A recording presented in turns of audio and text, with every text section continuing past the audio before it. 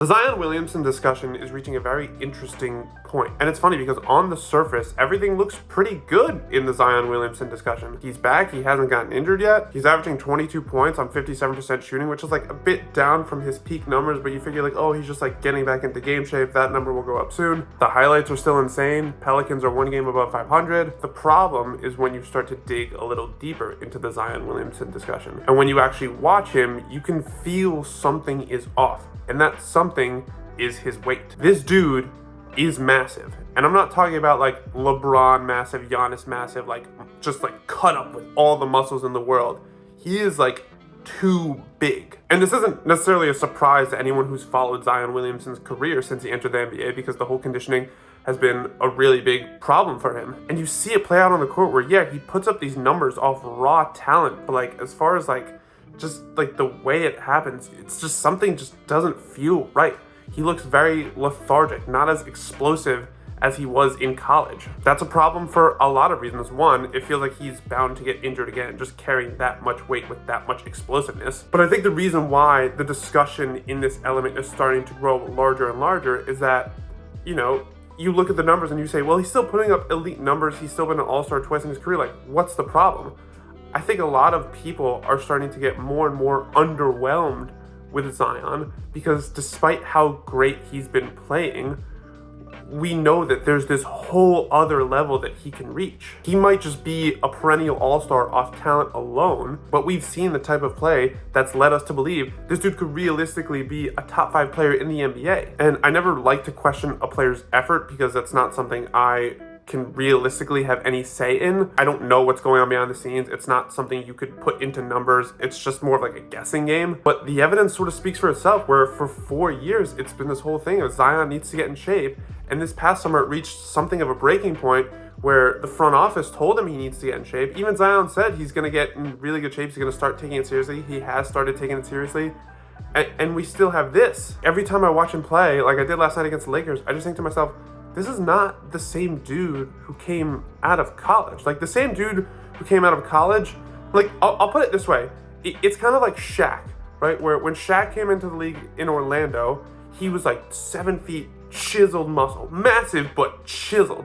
And then he went to the Lakers and then his weight really ballooned. Now with Shaq, he could get away with it because kind of like Zion, he was just so talented right off the bat that it didn't really matter. But the difference between a Shaq on the Lakers and Zion right now is that Shaq was playing at a time where the game was more oriented inside, so that size benefited him a lot, whereas with Zion, the game is more perimeter based, it needs a lot more mobility, it's kind of hindering him. And so to just watch him is just this really sad decline. And again, it's so weird because he's not a bust. Like we've seen busts, we've seen guys who come in and whether they get hurt or whether they're just not good enough, they're busts. Zion's not that, but like we all know what we saw coming out of Duke. We all know what we've seen at times, like in his sophomore season when he was point Zion, he's absolutely tearing up the entire league. But now it just sort of seems like he's going through the motions, just there to collect his check. Again, I don't like to comment on people's motivations and whatnot, but like the in-season tournament is such a great example. You look at Tyrese Halliburton, who's used the in-season tournament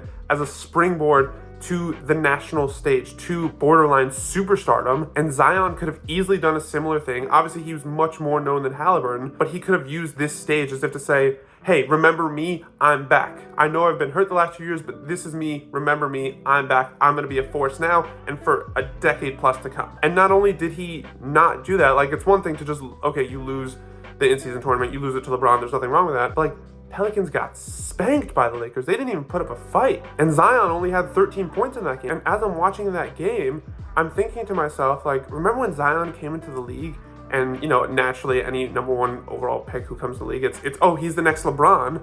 And it was obviously ridiculous, but like, you could see it from just a pure greatness standpoint. Like, hey, here's this athletic marvel who's going to come in and dominate the league based off size, speed, and athleticism. It wasn't the worst comparison we've seen, but I look at the games they used to have and the ones they have now and how LeBron is still kicking ass. And I just think to myself, like, wow, this is the ultimate testament to the fact that it takes more than just talent to be truly great in the NBA. Like LeBron is the example of what happens when you take talent and you work it to the bone. We all know how much preparation he does, how much he takes care of his body, and Zion more so just feels like the guy who's just sort of coasting off raw talent. And it's super frustrating to see, again, not because it's not good, not because it's not entertaining. Like you said, if you didn't dig any deeper, you'd see the numbers are good, the highlights are still great, everything is good on the surface. But for a guy who is this franchise-altering #1 overall pick, like we talk about like best picks of the past 20 years, like at the time, Zion was like one of those like generational picks,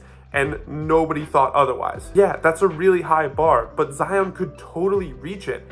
But as we just continue to see more and more, the more he shows up out of shape, the more he just doesn't seem interested in being as great as he possibly could. It's just kind of a bummer for a guy who you like put in like that Luka, that Tatum category as like, oh, these guys are the future of the NBA.